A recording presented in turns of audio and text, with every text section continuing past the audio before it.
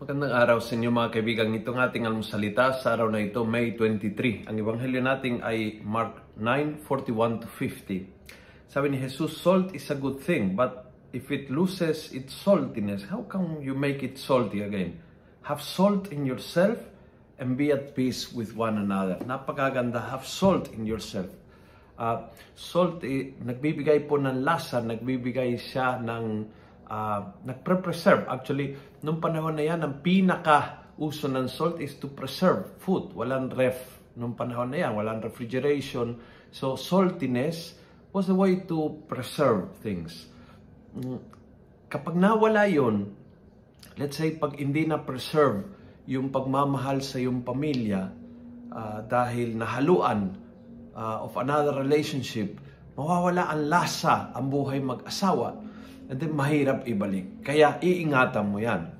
Pag yung paglilingkod sa simbahan, halimbawa, ay nawawala yung last, hindi na preserve yung sigla, yung commitment, yung kinukuha mo yung schedule at tinutupad, yung pumupunta sa simbahan kahit walang schedule dahil gusto mo magdasal, yung personal na relationship mo sa Panginoon. Pag nawala yun, mahirap ibalik. So, yun ang punto ni Jesus. May mga bagay na kailangang i-preserve at pag hinayaan mo mawala, ay napakahirap ibalik. So, yung ating relasyon sa Diyos, ang ating paglilingkod sa tao, ang ating sigla, ang ating enthusiasm sa commitment sa Panginoon, lahat po yun ay nagbibigay lasa sa ating buhay. Nagbibigay po ng sigla, nagbibigay po ng lakas ng loob. Pag nawawala yon, mahirap. Kaya huwag mong pahintulutan mawala ang lasa. At pag naramdaman, nawawala yung lasang ito, do something. Do something. And the beginning, in the first thing that you can do is have peace with one another. Yun ang sinabi ni Jesus ngayon.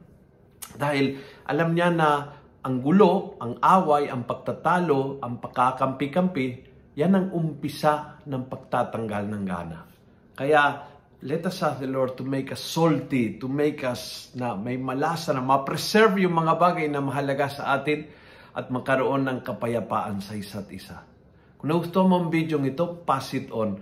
Punuin natin ang good news ang social media at gawin natin viral. Araw-araw ang salita ng Diyos.